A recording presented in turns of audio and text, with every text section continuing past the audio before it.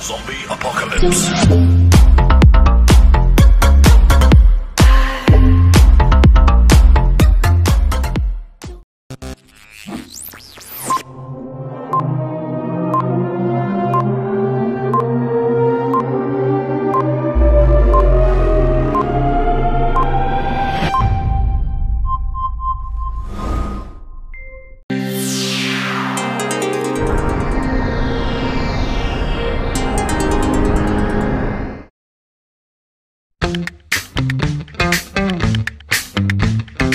Halo Sobat Proktor, kali ini kita akan membahas tentang exam browser pada aplikasi UBKD atau ujian berbasis komputer daring. Exam browser adalah web browser yang ditampilkan secara layar penuh tanpa navigasi dan mencegah untuk berpindah ke aplikasi lain. Untuk ujian berbasis komputer daring, Pusmenjar membuat aplikasi khusus exam browser untuk UBKD. Exam browser juga berfungsi untuk mencegah kecurangan peserta ujian dengan cara mengunci aplikasi komputer peserta agar tidak bisa mengakses ke aplikasi lain selama ujian berlangsung.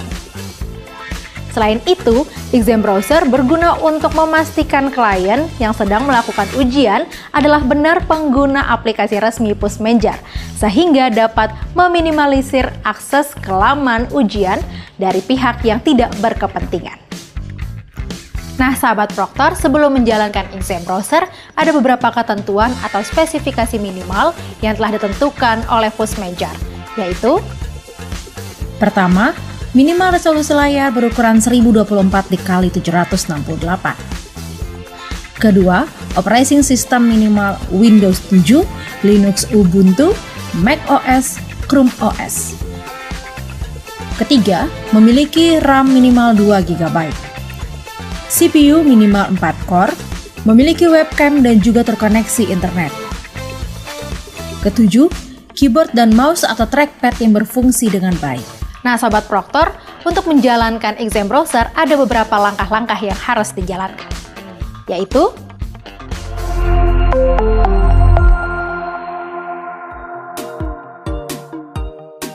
pertama, unduh exam browser klien melalui laman UBKD.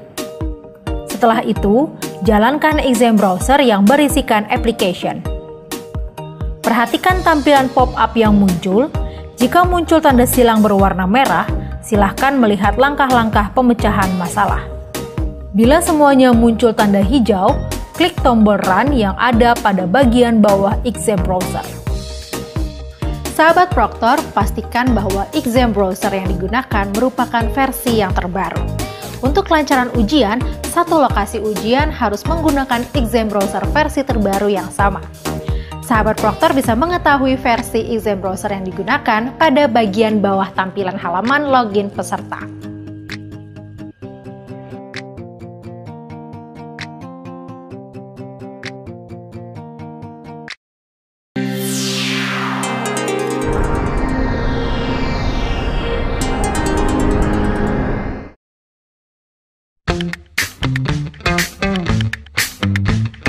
Halo Sobat Proktor, kali ini kita akan membahas tentang exam browser pada aplikasi UBKD.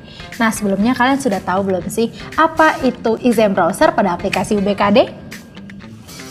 Nah, Sahabat Proktor, exam browser pada aplikasi UBKD ialah aplikasi bantu untuk ujian online yang dapat mengakses web dengan tampilan layar penuh. Pada kesempatan kali ini, kalian akan mengetahui penjelasan lengkap tentang apa itu aplikasi UBKD Pusmenjar.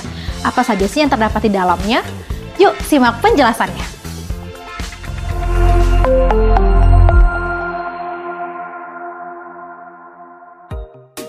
Pertama, pada laman login, peserta wajib memasukkan username dan password yang didapat dari laman UBKD.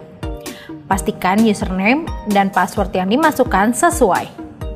Jika muncul notifikasi reset peserta, silahkan melihat langkah-langkah penyelesaian masalah. Kedua, pada halaman konfirmasi data peserta, seluruh peserta yang telah masuk atau login harus membaca petunjuk umum pengerjaan soal terlebih dahulu. Kemudian, memasukkan nama, tanggal lahir, dan mengisi kode token. Jika token tidak valid, lihat langkah-langkah pemecahan masalah. Selanjutnya, peserta tes menekan tombol submit. Ketiga, pada laman konfirmasi tes terdapat nama tes, status tes, waktu tes, dan alokasi waktu tes yang akan dikerjakan oleh peserta. Dalam tes UBKD, terdapat beberapa jenis soal, yaitu soal pilihan ganda, soal pilihan ganda kompleks, soal drop down, soal isian singkat, soal esai, soal dikombinasikan dengan wacana multi-tab, jenis soal drag and drop. Terdapat beberapa tombol navigasi yang memiliki fungsi berbeda-beda. Nomor soal menandakan bahwa peserta ada di nomor tersebut. Informasi soal berfungsi untuk menjelaskan jenis soal dan cara menjawabnya. Untuk menampilkannya, perlu mengklik tombol informasi soal. Sisa waktu menunjukkan waktu yang dimiliki peserta dalam satu subtes. Bila waktu yang disediakan telah habis, maka ujian akan langsung berakhir. Meskipun masih terdapat soal yang diberikan tanda ragu-ragu. Daftar soal tombol ini untuk menampilkan seluruh soal. Peserta bisa pindah ke soal lain sesuai nomor soal yang dipilih.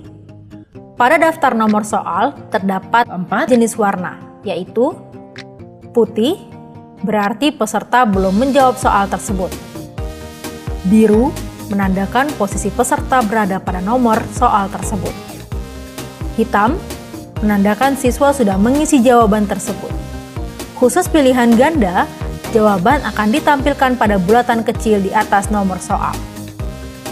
Kuning menandakan bahwa peserta mencentang tombol ragu-ragu. Soal sebelumnya, tombol untuk pindah ke soal sebelumnya, sesuai urutan soal. Ragu-ragu, bila tidak yakin dengan jawaban yang diberikan, siswa bisa menggunakan tombol ini untuk memberi tanda pada soal tersebut. Soal selanjutnya, tombol untuk pindah ke soal berikutnya sesuai urutan soal. Selesai. Tombol ini akan muncul pada soal terakhir pada setiap tes. Bila waktu minimal pengerjaan belum tercapai, tombol selesai akan terkunci atau disable. Peserta tidak akan bisa menyelesaikan tes bila masih terdapat soal yang diberikan tanda ragu-ragu. Peserta harus kembali pada soal yang diberi tanda dan memverifikasi jawabannya, serta menghilangkan tanda centang pada tombol ragu-ragu.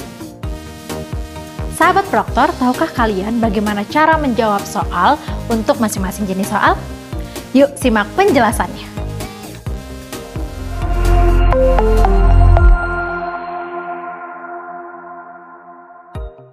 Jenis soal pilihan ganda. Untuk jenis soal ini, peserta hanya bisa memilih salah satu dari beberapa pilihan yang tersedia. Peserta dapat menjawab menggunakan tombol yang ada pada keyboard sesuai pilihan atau menggunakan mouse dengan cara mengklik salah satu jawaban. Jenis soal pilihan ganda kompleks. Jenis soal ini merupakan kombinasi pilihan jawaban. Jenis soal drop down. Peserta harus mengklik icon untuk memunculkan jawaban soal tersebut. Dari pilihan yang ditampilkan, peserta harus memilih satu jawaban yang dianggap benar.